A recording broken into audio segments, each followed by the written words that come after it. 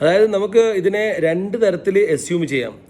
ഒന്ന്, ഈ പറഞ്ഞ ജൂതന്മാരുടെ അതികഠിനമായ പക, അവരെ നൂറ്റാണ്ടുകളായി അവരനുഭവിച്ചു കൊടുക്കുന്ന കൊടിയ പീഡനം, അവരെ എല്ലാ ഭാഗത്തുനിന്നും, വേൾഡിൻ്റെ എല്ലാ ഭാഗത്തുനിന്നും ആട്ടി ഓടിക്കപ്പെടുക ചെയ്തത്.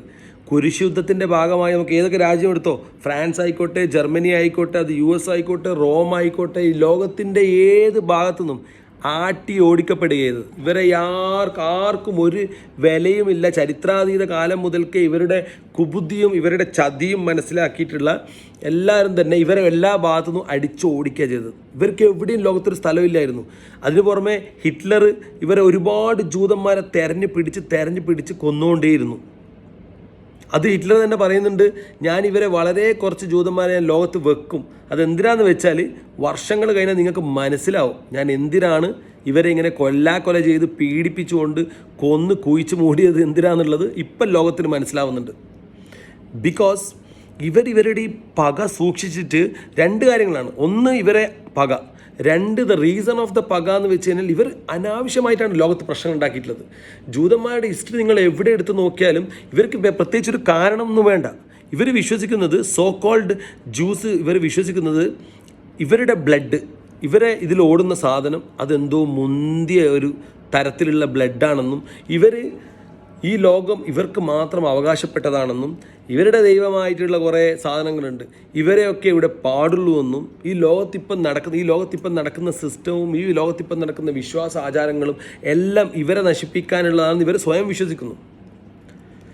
ആ വിശ്വാസത്തിലാണ് ഇവർ പ്രവർത്തിക്കുന്നത്. അപ്പോൾ ഞാൻ ആദ്യമേ ഫസ്റ്റേ പറഞ്ഞത്, ഈ ജെഫ്രി എപ്സ്റ്റീനെ ഇത്രയും പൈസ മുടക്കിയിട്ട് റോത്ത്ഷീൽഡ് ഫാമിലി സംരക്ഷിച്ചു പോകുന്നത് എന്തിനാന്ന് വെച്ചാൽ അവരുടെ തോന്നിവാസങ്ങൾക്കുള്ള ഒരു ഹബ്ബായിട്ടാണ് എപ്സ്റ്റീൻ ഐലൻഡ് വന്നത്. ഈ കുട്ടികളെ കൊല്ലുന്നതോ അല്ലെങ്കിൽ ഈ കുട്ടികളുടെ രക്തം കുടിക്കുന്നതോ ഒന്നും വെറുതെ അല്ല.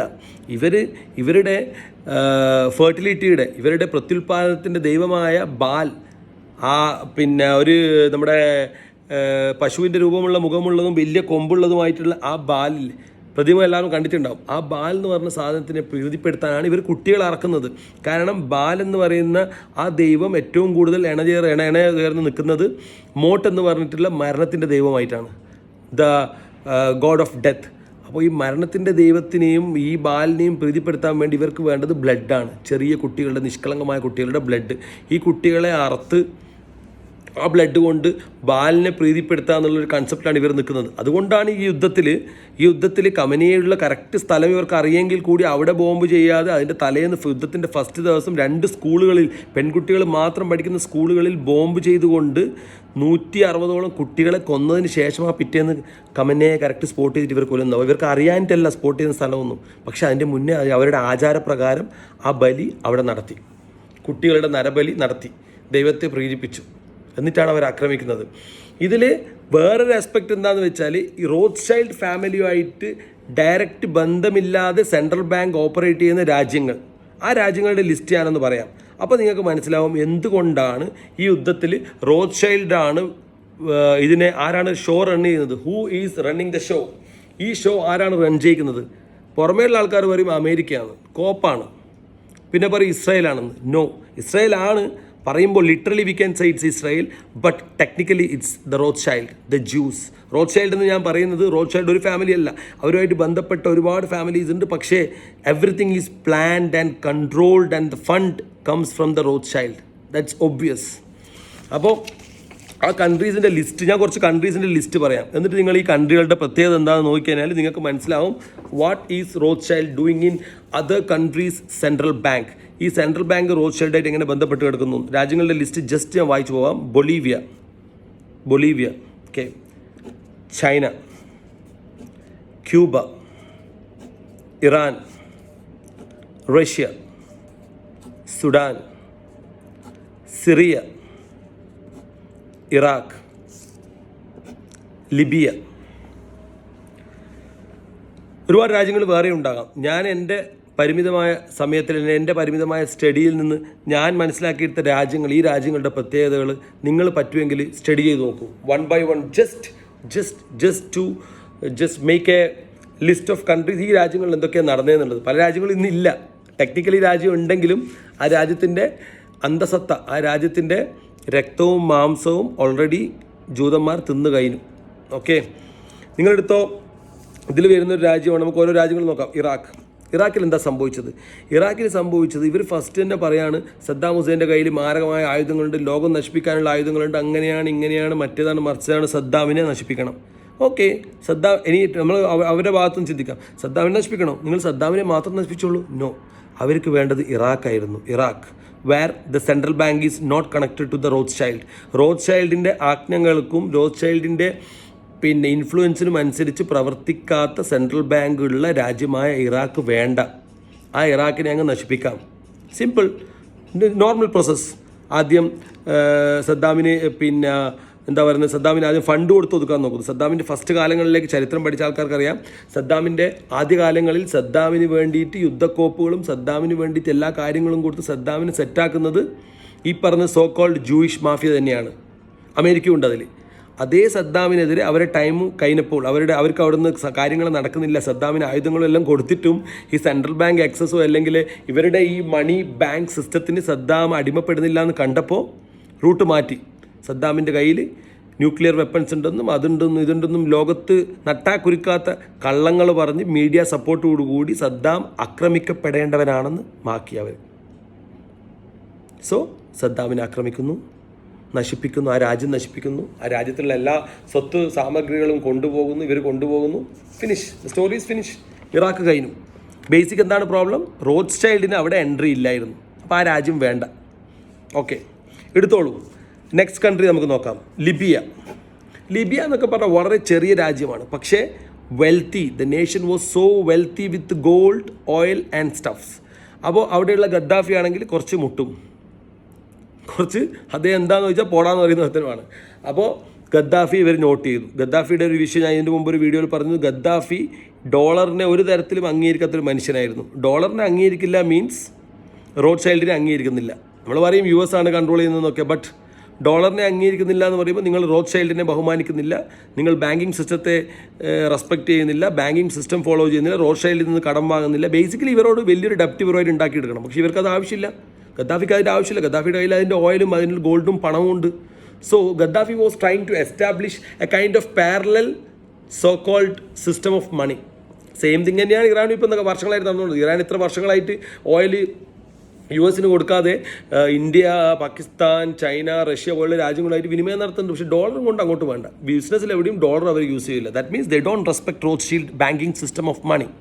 So they should be demolished, they should be vanished from the system of trade. ഇത് ഞാൻ എടുക്കുന്നത് ടെക്നിക്കലായിട്ടാണ്. അതായത് നിങ്ങൾ ഈ യുദ്ധത്തിൻ്റെ പൊളിറ്റിക്കൽ സൈഡ് നിങ്ങൾക്കറിയാം, ഈ യുദ്ധത്തിൻ്റെ ജിയോഗ്രഫിക്കൽ സ്റ്റൈൽ നിങ്ങൾക്കറിയാം, ഈ യുദ്ധത്തിൻ്റെ ധാർമ്മികമായിട്ടുള്ള വശം നിങ്ങൾക്കറിയാം. പക്ഷേ this is the business side of this വാർ. അതായത് റോത്ത്ചൈൽഡിന് എൻട്രി ഇല്ലാത്ത രാജ്യമാണോ, റോത്ത്ചൈൽഡിന് ബിസിനസ് ഇല്ലാത്ത രാജ്യമാണോ, റോത്ത്ചൈൽഡുമായിട്ട് ബാങ്കിങ് സിസ്റ്റം നിങ്ങൾ ഫോളോ ചെയ്യാൻ തയ്യാറില്ല, നിങ്ങളുടെ രാജ്യത്തിൻ്റെ സെൻട്രൽ ബാങ്കിൽ റോത്ത്ചൈൽഡിന് ഒരു പെർസെൻറ്റേജ് നിങ്ങൾ കൊടുക്കുന്നില്ലേ, you are done, you are screwed.